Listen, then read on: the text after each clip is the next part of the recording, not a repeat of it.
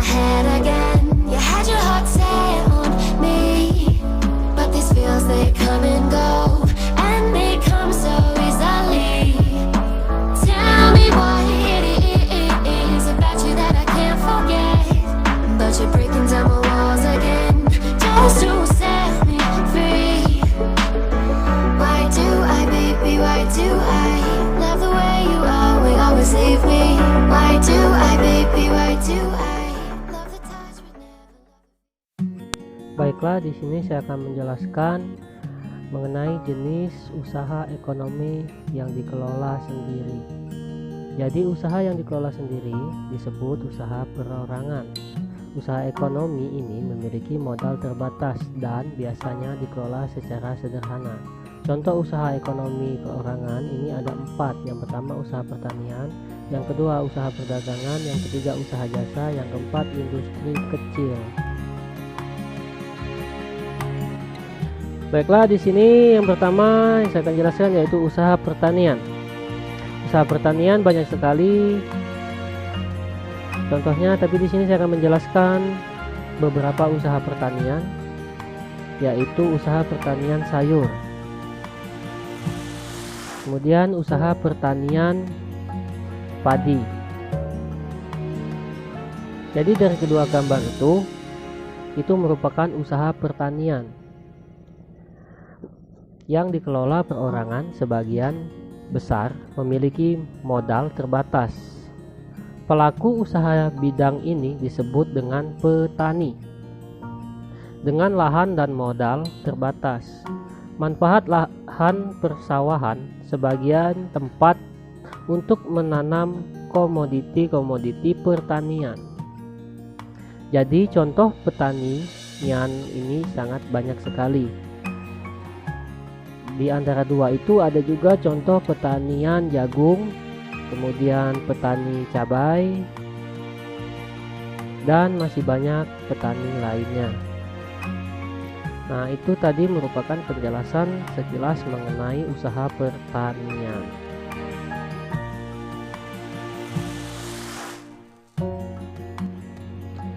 Itu tadi mengenai yang pertama usaha pertanian. Selanjutnya yaitu usaha perdagangan. Jadi usaha ekonomi yang dikelola sendiri selanjutnya adalah usaha perdagangan, baik itu di dalam skala kecil maupun sedang. Adapun di sini contoh perdagangan antara lain seperti kaki lima, pedagang asongan, pedagang keliling, pedagang yang berjualan di pasar, warung-warung di desa, hingga toko kelontong. Jadi, jenis usaha perseorangan ini tentu tidak memanfaatkan alam. Kenapa? Berbeda dengan usaha yang lain, seperti usaha pertanian, karena usaha ini memiliki modal sendiri dan dikelola sendiri. Itu usaha perdagangan. Nah, adapun di sini ada contoh dua usaha yang akan saya berikan contoh. Yang pertama yaitu usaha pedagang kaki lima, dan yang kedua usaha warung di desa. Nah, dari dua usaha ini tergolong termasuk ke dalam usaha pedagang. Nah, itu untuk penjelasan usaha pedagang secara singkat.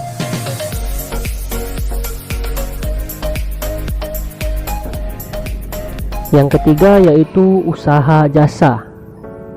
Di usaha jasa ini tentu sangat berbeda dengan industri dan pertanian.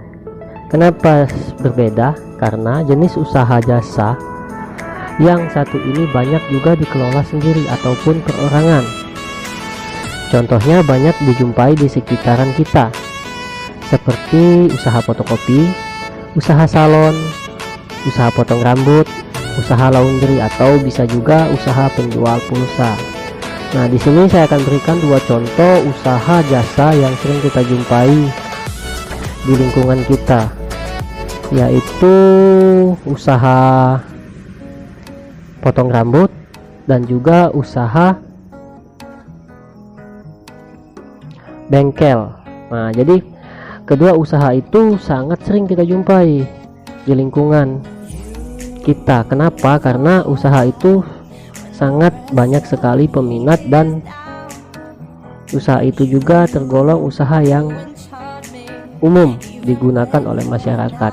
Nah, jadi usaha jasa ini merupakan usaha yang sering kita jumpai di lingkungan.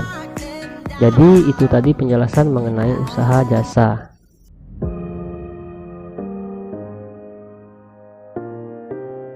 Baiknya, selanjutnya yang keempat, jenis usaha ekonomi yang dikelola sendiri, yaitu industri kecil, yang dimana industri kecil ini biasanya merupakan industri rumahan atau home industry. Adapun di sini contohnya seperti industri souvenir, mebel, tembikar, anyaman, dan keramik.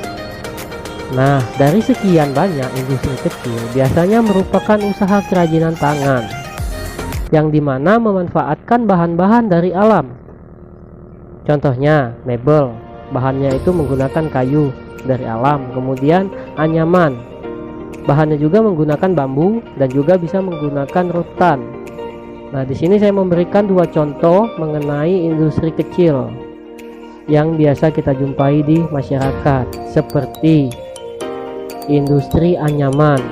Itu sangat banyak sekali yang menggunakan industri tersebut atau yang memanfaatkan industri tersebut sebagai usaha kecil-kecilan. Kemudian ada juga industri pahat, kayu ataupun kerajinan tangan. Itu juga merupakan industri kecil. Nah, mungkin itu saja penjelasan dari usaha-usaha kecil ataupun usaha-usaha ekonomi yang dikelola sendiri. Semoga dari pembelajaran ini dapat menambah pengetahuan serta dapat meningkatkan daya keingintahuan peserta didik dalam pembelajaran.